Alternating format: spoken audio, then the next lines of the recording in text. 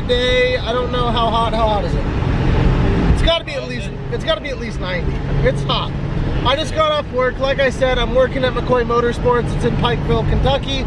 They specialize in power sports machines, Can-Ams, that type of thing. It's 88. So we are going to Lowe's right now, and we're going to try to fix those really big holes in the trunk from that stupid wing. And yeah, that's what we're gonna make a video on today. We're also gonna delete the rear windshield wiper off the hatch, and yeah, that's what we're gonna do. We're going to Lowe's. So the goal is to try and clean all of these big holes up. That's the goal. Come on, Tucky. We had a couple options here. One of the options was to just get like a carbon hatch, but since we're trying to do this build on a budget, trying to be as relatable as possible with the parts that are included with this build, it would make much more sense to fix this hatch that's in decent shape, kind of. This is some paint, all-in-one primer, black. We're gonna try to use this, and then trying to figure out what we're gonna use to seal these holes. So we'll check back in a second. Doesn't have to be perfect, but it needs to look good from 25 feet. That's what I'm thinking. Tucker, what do you think? 25 feet away? What? Needs to be a looker at 25 feet. Oh yeah. Yeah. We're in a town that does not have a lot of options for, this kind of stuff. There's not a lot of stores, but there's Walmart. And I found this stuff. It's Bondo brand, and it is to fill holes in metal. So we're gonna try to use this. There's a hell of people in this Walmart. I'm gonna try to use this. We'll see how it works. If it doesn't work, all good. It was only $3. So this is the supplies that we're gonna try to use to fix these holes. I just gave them a nice clean wipe down. We're gonna try to fill it, and then we're going to sand it, and then we're gonna mask it, and then we're gonna paint it. So we'll see how it goes. Awesome. We got plenty of room in there, that's for sure.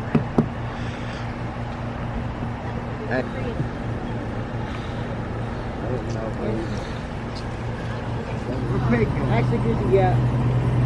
Where's Pig?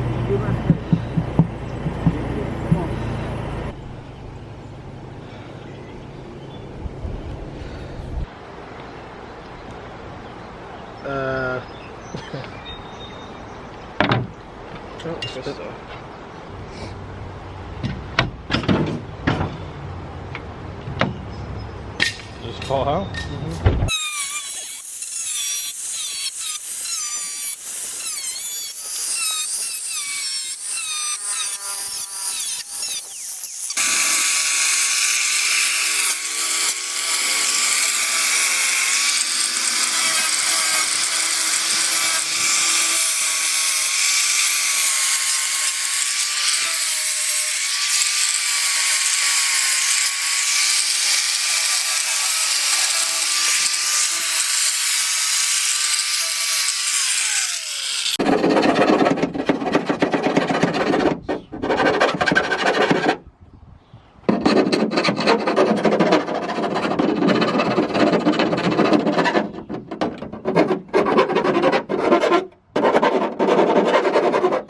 Up in there.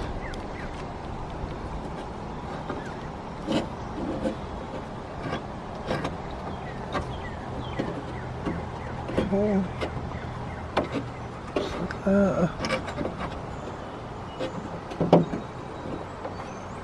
So now the Bondo, I'm just gonna call it Bondo because I don't really know what it is, but it's made by Bondo. It's going to fill the hole and have something to meet up against. And this stuff's pretty thick. I'm actually gonna put another layer of tape on it, so hopefully it doesn't really flex very much, and it can pack its way in and dry. And so this stuff, I don't know how good it's gonna work, especially because we don't have a backer. I put some tape on the inside, and hopefully after it cures, I can pull that tape off and it'll hold. I'm sure that like if you took like a pencil and stabbed it, it would just punch out. But as long as none of you come to my pit at the track and stab it, it should hold up pretty good. And it cost me, I don't know, 15 bucks in total with sandpaper, paint, and the stuff. I guess don't go out and buy this. Finish watching the video to see if this actually works. After putting our duct tape on the back side to hold it, it's actually working pretty good. It actually looks worse on camera than it does in real life. But yeah, now this all just needs to cure. It's a little bit higher than the paint. It'll be sanded down. We'll mask everything off and we'll spray it with our 2-in-1 primer gloss black paint. It was $4.95 at Lowe's. Yeah, sick. Oh, and no rear wiper. So we're also plugging that hole as well. So out here plugging holes, making holes, filling holes. So I've looked up many different ways to disable the ABS. One of which is this one right here, okay? So in here, you have two ABS fuse, they're not fuses that you can remove, they're like a fuse wire, so you need to cut them. But the other one is the ignition switch. So what guys do is they pull this whole module out, or the whole fuse box out, and then they wonder why the fuck their car doesn't start. That's because this is ignition switch, these both are ABS, in which these ones are still intact. So pretty easy fix. I'm just going to snip these with a set of dikes. And I'm going, just kidding. Gonna cut that one.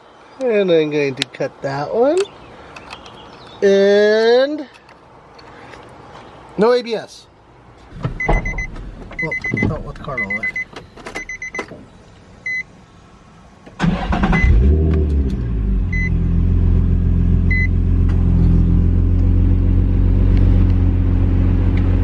Yep. ABS light. Sweet! No ABS. So the stuff is definitely taking a while to cure and we're running out of sunlight. So, might have to pick up tomorrow on this after I drop Tucker off at the airport. Let's also take a minute to show that OSS just came out with their new line. I'm wearing one of the beanies but my hands are dirty. New line, on some shit gear. Go cop something. We might be doing a little Quanbeck collab in the future, maybe for Grid Life. That would be sweet. But I'll link the On Some Shit website below. Go pick up some On Some Shit stuff or some No Jumper stuff. I have you guys ask a lot about my relationship with OSS or No Jumper and their family. So go pick something up while I sand this.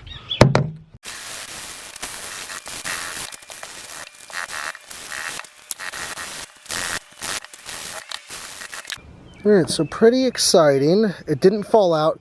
There's a little bit of an indent there, and that's because last night when I got home I noticed there's an air bubble in all of them. So I popped the air bubble. But what I can do now that it's sanded down is just fill that one little spot, and you can see it's on that one too. So I'll sand them all down, and hopefully they turn out like this one where it holds. That's very exciting. It is raised up just the tiniest bit, but I think that if I go too far down, then I might run into the issue where it falls through. So I'd rather have these plugged holes and it raised up just a tiny bit than have big holes. I mentioned I took Tucker to the airport this morning. Big shout out to Tucky240, it's his Instagram, for coming up here and doing car stuff with me again. I really missed him. He's been in Florida, I've been in Oregon. Now we're kind of meeting in the middle. But the other cool thing about taking him to the airport is that I was in Asheville, North Carolina. And I found out that a close friend of mine, his name is Eddie Cleveland. I've known him since I was 7 or 8 years old. Some of you will know who that is, some of you won't. That's okay. But yeah, BMX rider, fucking legend. Look him up. But I got to sit down and talk to him about what's been going on in his life. I probably haven't seen him in 10 years. And it always makes me feel good to hear that my friends are doing well, especially ones that I don't get a chance to talk to as much. So hopefully yeah, I get to kick it with him more, and I was thinking it might be kind of neat to do something with him on the channel. I don't know if he'd want to, but if he did, it would be cool, since I know a lot of you guys are probably wondering where Eddie is and where he's been for the past few years. So this redneck way of filling holes is kind of working. I'm gonna be honest, when I started doing this, I did not think it was going to work at all. But it's working. And is it going to look perfect? Hell no. Is it gonna look better than 6 holes drilled in my trunk, getting water in there? Yes. I'm now on day 3 of patching holes on my hatch. And I don't normally film this kind of stuff, like us at the grocery store getting breakfast. But some of you guys have asked for stuff like that. So, little Lolly, can you say hi, baby? Don't look at me, look at them. Say dada. Show them how you say dada. Oh, she's shy. Yeah, baby. And there we go. And we are finally on our way to go get some work done on the Z. Last night I was searching the web searching YouTube, looking at 350Z LS builds, and I came across Evan Shanks. I've never really watched his videos before, but it made me realize that I'm kind of like a budget Evan Shanks. I have a Tahoe. There's my Tahoe, Raven's driving it. I have a 350Z. The difference is Evan has a brand new Tahoe and Evan has a badass LS 350Z. So, I just wanted to point that out because I thought it was funny. His new build is really sick also. I don't know the dude, but it's inspiring. Sick build, sick Tahoe. I can respect it.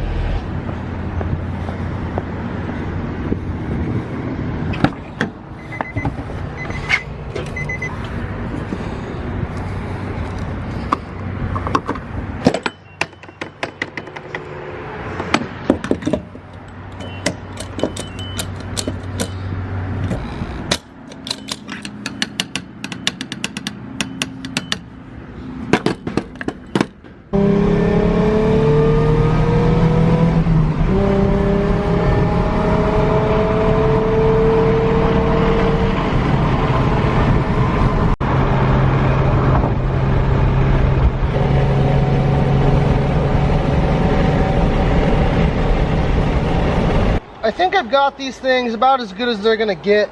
Now, they are not perfect, but it looks a whole lot better.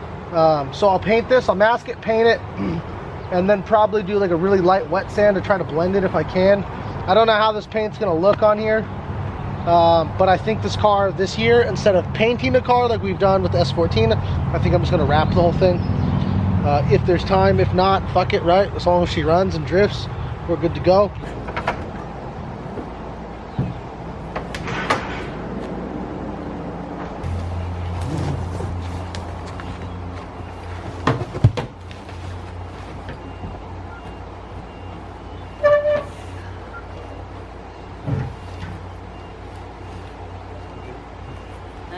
That's no good. Yeah, but...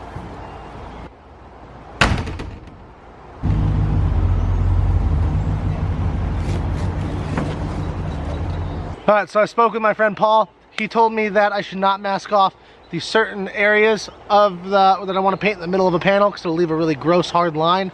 So I've just masked off the surrounding areas. We're gonna try and shoot it and see how it looks. Probably not perfect, but on camera it's gonna look great. So the conditions are a little less than ideal. We've got some wind, but the temperature is great. So this paint's gonna dry fast, it's gonna stick well.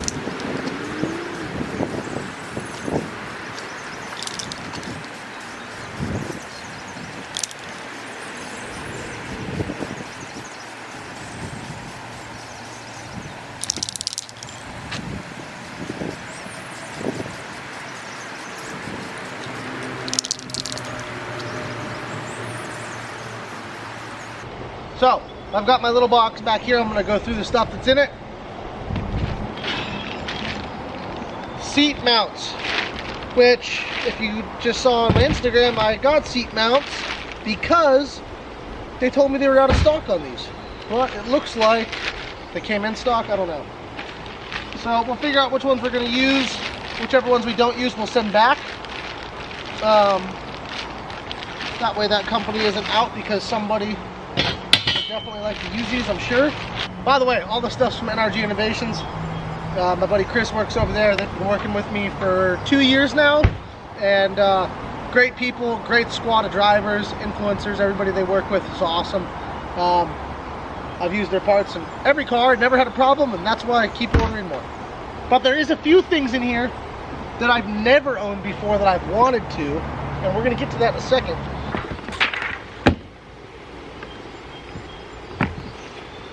Ta-da! Boom! New steering wheel. And a really cool new box.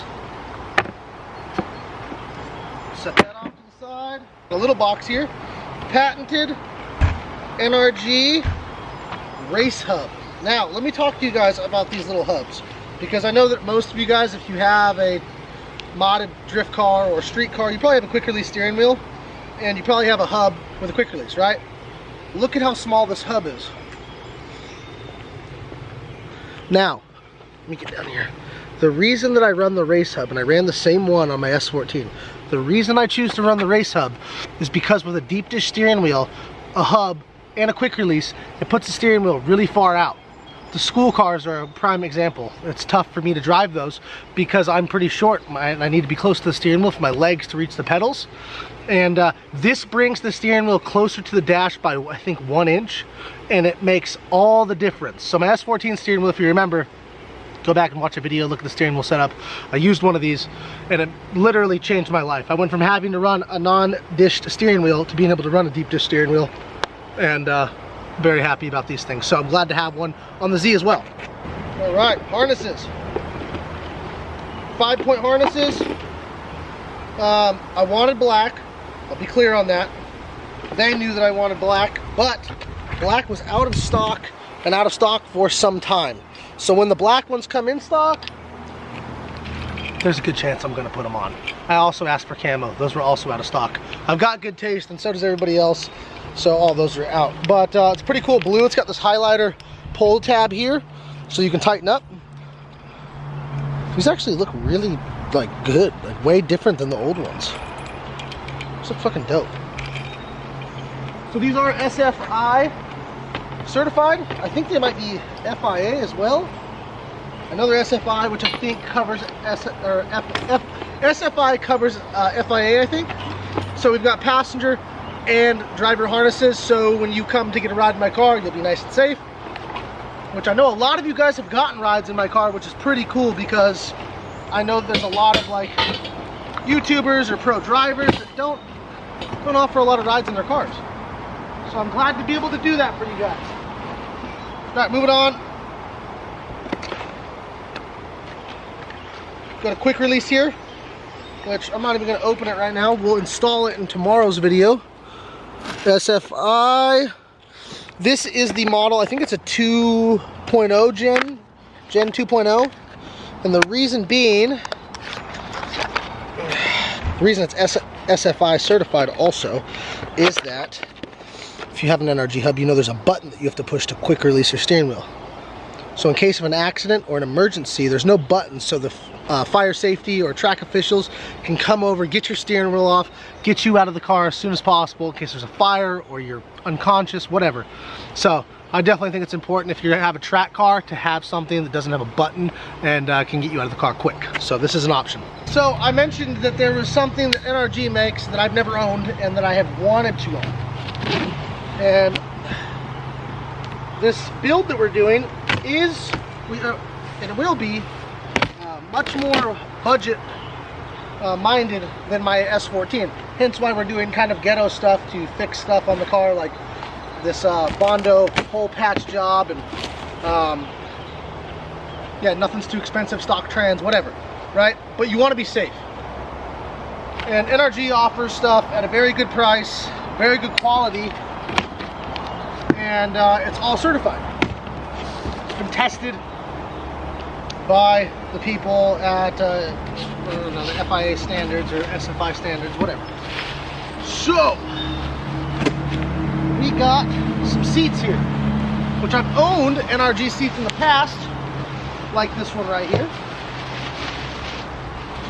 And the price point on these is so ridiculously good, you literally can't go wrong. So here's the passenger seat. Set this right here. Right, and I'm gonna put the price of these seats right here.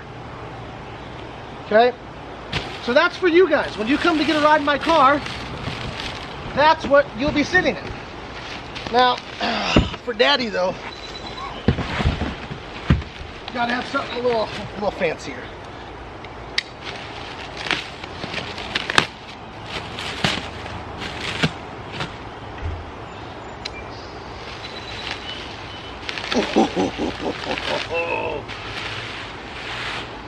Whoa, damn, it looks good.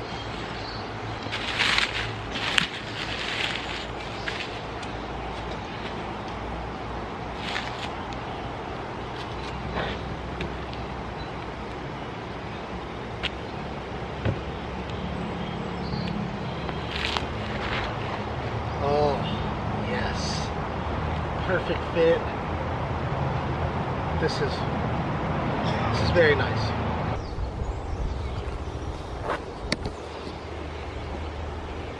All right, well, for $3, I'm pretty happy with how this turned out. $3 and about 3 hours of actual work. More so just waiting for stuff to dry. Like I mentioned in the beginning of this video, this is not how you should do this job, but it will work, and it costs $3. So, I'm gonna run it, and then probably before this car is done, redo it the right way so you can see how to do it. I'm gonna end this video here. It's been a lot of fun messing around with this and trying this out. I've never done it this way, and sure enough, it worked. So, the last thing I'll need to do is wet sand and clear coat. Wet sand with like a 2000 grit sandpaper, and then some spray paint clear coat, and hopefully it's not noticeable from about 20 to 30 feet away. And when you guys see me at events, you can point it out and tell me how good or bad it looks. But I'm going to jump straight into tomorrow's video, which is installing all this NRG stuff in the car. And thanks for watching, and I hope you guys check back in tomorrow for some interior stuff. Later.